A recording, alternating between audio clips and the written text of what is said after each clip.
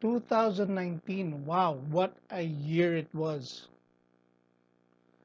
Merong mga buwan na may lull, pero yung mga buwan na may mga balita ay talagang sumasabog. But anyway, uh, all right. Now, it's been a while since we were back online. Well, bakit? Okay. First was the holidays. The last podcast I did was sometime November. Tapos pumasok yung Christmas, and of course everybody's busy during this time of year. That time of year na tipong maraming mga reunions, parties, etc., etc., etc. So, uh, hindi tayo nakagawa. But, it was a well needed rest dahil sana hindi nyo naman ako masyado na-miss. Pero na-miss ko kayong lahat. Okay? Yun lang naman. Um, Also, bakit may lull? Editing issues. Madaling magsalita and gumawa ng podcast. Ang problema yung mga editing, yung mga nakikita nyo nilalagay ko sa ating show, di ba? All right. Um, Not only do I have to listen to it all over again, I have to look for appropriate graphics for whatever is happening para hindi naman boring na ako lang nakikita niyo, right? So, ganun lang. Now, uh, like I mentioned earlier, not a lot of things happened, pero toward the end of the year, so minabuti na rin natin magpahinga kahit konti. All right, just a little news. A couple of weeks ago, Ollie and I decided to make a video. It was fun. Dapat ito nga yung episode na yun, yung 2019 recap natin ng mga events. Pero kumbaga, something happened to the hindi sounding, hindi yung editing, yung video was fine, pero somehow nagpatong-patong yung audio na hindi na namin masalvage. So we had to scrap that one. But, Ollie, brother, I miss you. Thank you for the visit a couple of weeks ago. Gagawa sana kami ng anything in the three stars in the sun. Pero hindi nga natuloy because of technical issues. Okay. Ano ba nangyayari lately? Yung Taal. Okay, everyone, mga taga Batangas, taga Tagaytay, taga Cavite, and all nearby provinces and areas, please take care. To the rest of us who are a little more fortunate, please donate to reputable institutions. Marami dyan, established institutions. You can look it up online. Meron mga TV stations, meron mga cause-oriented groups, meron mga religious groups. You can donate to them or the government itself. Okay? May kontrobersya pa nga yan eh. But anyway, I will not get into that and that's not important. If you don't have much, you can donate your time. Okay? Sa pagtulong sa mga tao, sa mga nasalanta ng Taal, pagsabog ng Taal. Let me know if you want a topic on that. Medyo National Geographic special ang dating nun. Kasi there are a lot of interesting facts about Taal. Okay? Lastly on Taal, before we move on, is please stop politicizing the issues. Okay? It doesn't matter whether may binigay si Presidente or si Vice President. Ang importante, tumutulong lahat. Please stop politicizing the issues. And those who are doing that, huwag nyo nang suportahan. Kaya tumulong na lang tayo. Okay? Now, topics for today. Top 10 2019 events, not necessarily the most popular ones or controversial ones, but definitely napag-usapan noong 2019. At may mga utang pa ako sa inyo. I have a video of the 2019 SEA Games. Meron akong recap noon na tipong well, it's old news. Tatouch lang natin siya today. Pero I was very excited about that dahil katatapos lang ng games when I did that. Ang problema na naman nun is yung editing. Okay? I'll try to bring it up pero, it's old news na. Pero, well, if you want it, I'll make it for you guys. Tapos na yun. Okay? Gawa na, i-edit ko na lang, tapos upload na lang. Tapos, okay. Second part of our topic for today is continuing issues. yung mga issues ng 2019 na going to 2020 na ongoing na ngayon. Dalawa lang naman halos yan yung mga pinaka-importante. One is the water concessionary issues, yung mga oligarko, and yung ABS-CBN franchise renewal. Okay? Third part of our topic today is yung mga relevant events ng 2000, relevant and memorable events ng 2019. Okay? Na you can still feel the effects today. Okay? Now, welcome to the first podcast of 2020 for Pat Talks. My name is Patrick, Lone Wolf edition of Anything Under 3 Stars in the Sun.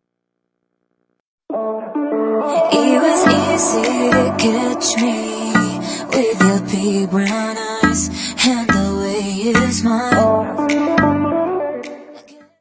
Maraming nangyari ng 2019, ano? And we'll go through the top 10 events ng 2019 as per, well, ako lang naman nag-decide, ano? Kasi napakarami din naman nangyari. May elections. Okay, may elections. Maraming nangyari during the Senate campaign, senatorial campaign. Ang pinakamagandang nangyari lang dyan, napatunayan natin na hindi ganun katibay ang mga dynasties dahil may mga napalitan, di ba? The entire clan of the Estradas, the Ejercitos of San Juan were replaced. Si Mayor Vico Soto napalitan, si Vico Soto napalitan yung napalitan niya yung old dynasty dun sa sa Pasig. Si Erap first time natalo sa eleksyon. Second time. First was yung second time yung tumakbo for president. But anyway, natalo siya ni Isko. Congratulations, Mayor Isko. Mayor Vico Soto. And of course, natalo yung Ocho Derecho. All of them wiped out. Well, it was due to bad campaigning, actually, bad campaign strategies. I supported some of them and not all of them. Okay? May mga binoto rin ako from the administration that I regret. Pero not all. Okay? Number two would be yung doble plaka law by Dick Gordon. He got a lot of flack for that sa ating mga motorcycle riders dahil ayaw nila sa doble plaka law for some reason. Okay? Sa akin, I think it's a good law kung sakasakaling mapapatupad, ano, na tipong meron dapat sa harap, meron dapat sa likod. It's for safety and for safety reasons dahil maraming mga riding in tandem incidents at the start of the year na we hope na with the doble plaka law, mas madaling makikita ng ating mga enforcers and mga CCTV dahil nagkalat na sila ngayon. I support that law. Okay. Another big event, actually, dalawa yun, halos magkasunod.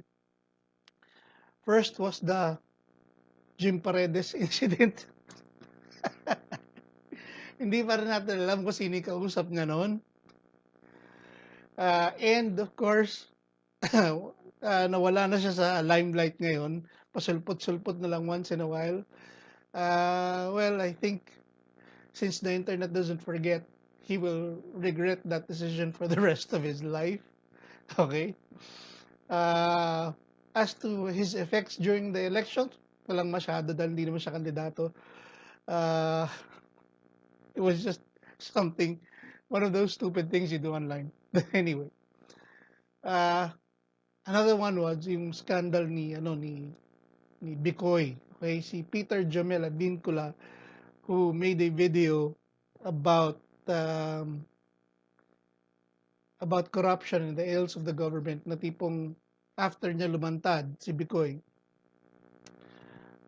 naging tawag dito, he said it was a lie. So malabo yung credibility ng mama at this point, pero ang latest niya was with the help of Attorney Gadon, who's suspended, I think, from practice, filed a inciting to sedition case against the Vice President and the rest of the Ocho Derecho because ang sabi niya, inudyokan lang daw siya nun. Okay.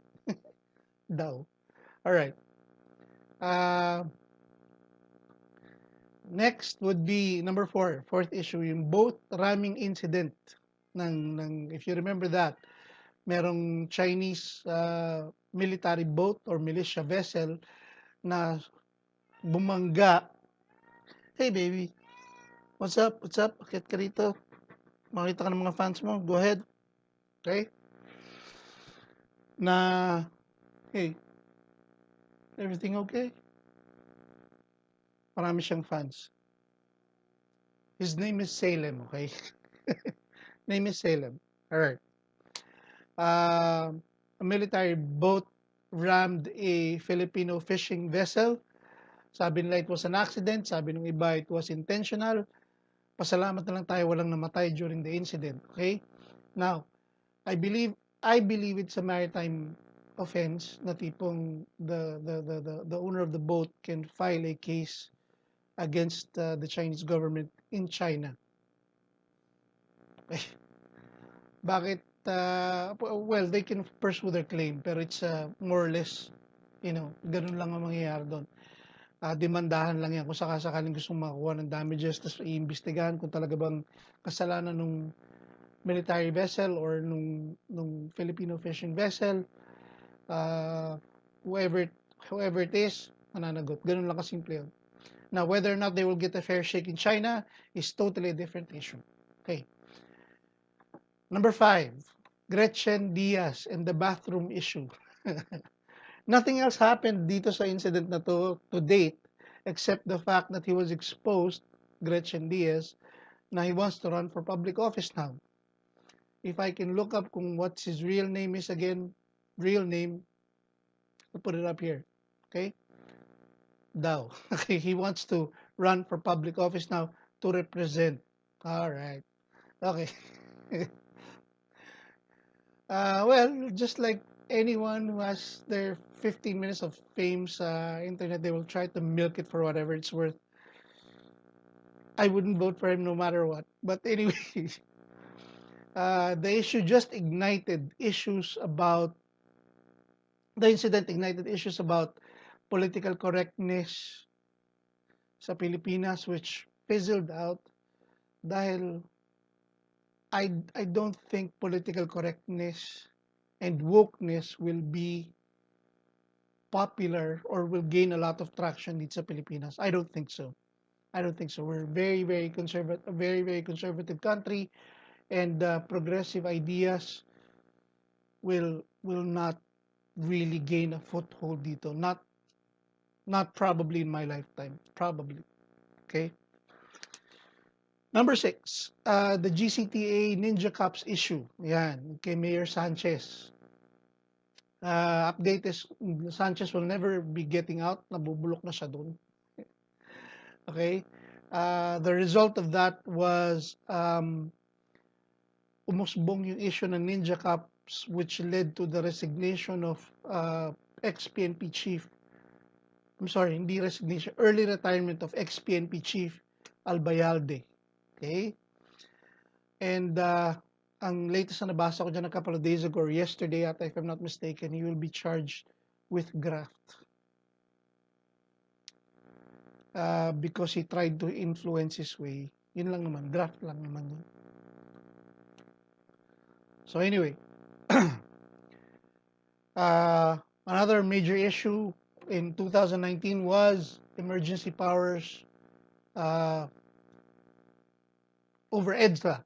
Okay, the administration gave up the fight with the Senate on the emergency powers. And the Senate wanted to define emergency powers para hindi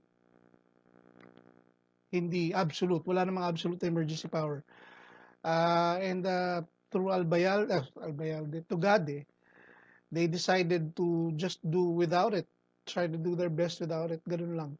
Okay. Senator Grace Poe draw the most flack from it dahil um, uh, wala daw siyang tiwala sa gobyerno, pero I think she's just doing her job in defining what the emergency powers entail. Okay, na sa mga nakita ko naman sa mga ginagawa nila Tugade, parang hindi yata na-justify ng maayos eh. Marami silang, let me clear that out. Marami silang gustong gawin, and it's all good. And I've heard Tugade is a very good leader. He gets things done. Pero masyado silang maraming gustong mangyari or gawin na isasaksak sana sa emergency powers that were just a little too much. Yun lang. Okay? Number 8. And ito, fresh na fresh pa sa inyo to. Lenny was appointed to the Interagency Committee on Anti-Illegal Drugs, or ICAD, or ICAD.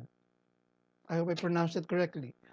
She was fired after 3 weeks due to trust issues by the president. Of course, yung appointment na yan, you only serve at the pleasure of the president. Now, the problem with that is the president, Duterte, admitted to succumbing to fake news. Okay? He admitted that. He apologized for it. Na Lenny Robredo, Vice President, invited the UN probers to look into the matter, which was totally untrue. Okay? I blame the advisors of the president. Okay? They should have known better. Of course, that fueled the, mistrust more. Kaya tinanggal siya after 3 weeks. Ang latest niyan was, naglabas siya ng report recently about her findings in her 3 weeks. Now, the problem with that is, maybe we can take that up in another podcast. The problem with that is, yung figures that are coming mismo from the government do not make sense or do not match. Okay, ang importansya niyan kasi, your figures should match to make a good policy on drugs. Okay? Ngayon, kung gano'n na talaga kalala, gano'n na talaga kalaki, then you can easily justify the war on drugs and where it's going. Pero kung if the data doesn't match, paano ka gumagawa ng policies? Yun ang problema nun eh.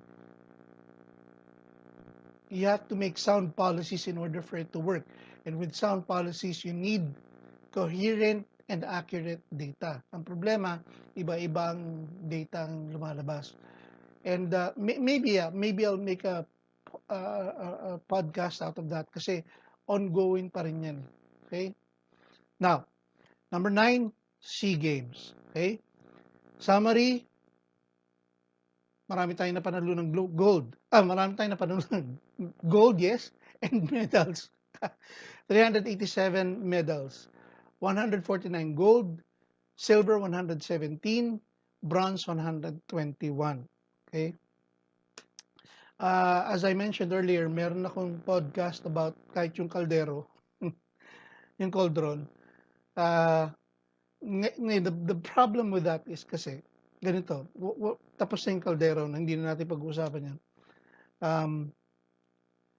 Just a little before natapos yung SEA Games, pumutok yung news about water concessionaires na nagalit si Presidente. Now, I don't want to peddle any conspiracy theories, pero nung time na i-audit na yung SEA Games, lumabas yan. So, tenga lahat yung audit ng SEA Games. Focus tayo dun sa mga oligarchs at sa water issue. Okay, sino ngayon tumututok doon sa audit? I'm not saying na may anomalya yung audit ng SEA Games, yung ginastos natin sa SEA Games, but definitely an audit is in order. Hindi naman pwedeng freewheeling lang yan ng gastos. Pera natin yun. Pera ng bayan yan. Okay? Tama lang i-audit, pero tumigil yung audit because of all the other succeeding issues. Okay? Now, last but not the least, this would give a lot of people, this news item will give a lot of people joy. The Ampatuans were guilty, declared guilty after 10 years. Okay? 10 years ng hearings, postponements, etc. they were guilty. Okay. Not everyone, pero yung mga head ng family sila yata were declared guilty by a lady judge to which the name escapes me right now, pero talagay natin dyan, okay, during the editing. Okay, kudos to the judge for their bravery, and of course, of all the branches of the government, the only thing that actually works very well would be the judiciary and the Supreme Court, under the Supreme Court. Ngayon, uh, mabagal, ganun talaga.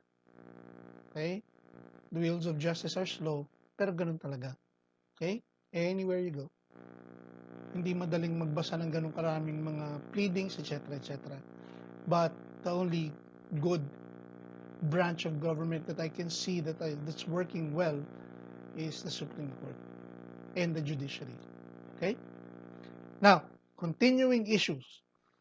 I will dedicate 2 more, alam nyo na, nakikita nyo na yung susunod ng mga podcast natin. 2 more podcasts on this issue, but we'll just touch on it because it's a continuing issue from 2019 to today, yung water issue.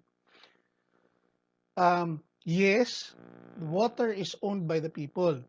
Yes, it is. Of course it is. Okay? Part of our patrimony yan. Everybody owns it. Every citizen of the Philippines owns it. But, yung nagdadala sa iyo ng tubig is a totally different issue. Okay? Kung gusto mo mag-igib, ikaw umigib. Ganun yun. It's free for you. Okay? Pero yung magpaparating ng tubig sa gripo mo is a service. Okay? At services need to be paid. Kasi may mga ano yan, may mga tag dito, tubong miniminti na yan. Okay? May filtration na ginagawa yan, and that takes money. May manpower yan. That takes money. Okay? We'll go into details of that. Pero here's the thing. From 1994 to 1998, we had the water crisis, and the water water was controlled by the government through the MWSS. Okay? The government couldn't cope, and they had to privatize under FBR yan. Okay? Today, we're experiencing drought, which is totally not the fault of the concessionaires or the oligarch. Walang ulan eh. Okay? Kaya mababa ang water levels, kaya ganun ang tubig natin ngayon, naka-water rationing tayo. It's not because somebody's stopping it, but because walang ulan. Okay? Another thing, meron silang tinatap na dam na nakatigil, nakabinbin sa Kongreso kung bakit hindi nila matap yun. Okay, another water source na nakatigil. Okay, anyway. Tapos, another thing about that was yung kung bakit daw charge sa atin yung mga losses and mga taxes, ganyan. There's a law for that, and there's a lengthy discussion on it, and I'll discuss it in a future podcast. Okay? Basta yun lang, continuing issue siya. Next would be ABS-CBN franchise renewal. The ABS-CBN franchise is approved through Republic Act 7966 with an expiration date on March 30, 2020. Sabi ni Presidente, hindi niya raw i-renew yan. Okay. Dahil bias daw, tapos there was a time, siningil siya ng 2.8 billion to run ads. Political ads, yung kanyang campaign ads. And other candidates din, hiningin din nila. Hindi lang nakapagsalita. But the ads were not aired. Biniyaran nila, tinanggap yung pera ng ABS-CBN at hindi in-air. Okay. My problem with that is, and we'll get into that into another on another podcast. Sinabi ni Presidente yun. That is a direct accusation against, at magka-file pa raw siya ng kaso against ABS-CBN. There's no rebuttal from the ABS-CBN. Hindi nila dininay na tinanggap nila yung pera. Think about that. Okay? Now, ako, I've never been a Duterte or yellow card. Pero pag binayaran mo for services, tinanggap yung pera at hindi in-air hindi ka binigyan ng serbisyo, aba, ibang usapan yun. Ibang usapan yun. Okay? At wala akong nakikitang rebuttal from ABS-CBN na tinanggap ba nila o hindi yung 2.8 million ni Presidente, then candidate Duterte. Hindi maganda yun. It's not a good look for ABS-CBN. Kaya pala galit na galit yung Presidente. And I side with the President on this issue. Okay? All right. Memorable events of 2019. We have witnessed the passing away of Eddie Garcia. There was an accident on set. He was filming something. He fell. I'm sure a lot of you saw the video already. It was an accident. Tapos, he just passed on. Eddie Garcia is a very good artist. He's pretty much done everything. Acting, directing, producing. He's been a villain, one of the most prolific actors. Okay? One of the most versatile artists we have. Okay? He can play a villain, a hero. He can do comedy, he can do drama, he can do action. He will be missed. And for those of you who are old enough, Gary Leasing also passed on. One of my, in my opinion, he was a man way ahead of his time because he's the only one who I saw who did stand-up back then, stand-up comedy. Okay? He's actually one of my influences for those of you who didn't know, I used to dabble in stand-up comedy. Hindi naman ako magaling. Amateur lang. Pero he was one of those first na nakita kong talagang straight up nag-jokes lang na nag-jokes. Pure. Okay? So he was one of the pioneers, godfathers ng Philippine stand-up comedy. Gary Leasing, he released 4 books yata, 2 of which I own, na naundoy na. And he's a funny guy. Okay? Gary Leasing, Eddie Garcia, you will be missed. Okay. Pacquiao versus Bronner, another event. Pretty much, it was a lopsided fight. Nanalo si Pacquiao. Ang interesting lang panoorin, round 6 to 9. And of course, ang pambansang kamao, Senator Manny Pacquiao, congratulations. Another feather in your cap, but it was a boring fight. boring fight. Okay. Recently also, aside from Taal, there was an earthquake to which Kibuloy, somewhere in the south, Mindanao yata, Mindanao, to which Kibuloy took credit for stopping. Pastor Apollo Kibuloy took credit for stopping the earthquake in Mindanao. Today, he is just a meme. Thank you for watching our recap. My name is Patrick. This is Pat Talks, Lone Wolf edition of Anything Under 3 Stars in the Sun. Looking forward to you guys again for 2020. Oli, balik ka na. This is brought to you by Pinoy Matters TV. It was easy to catch me with your big brown eyes and the way you smile.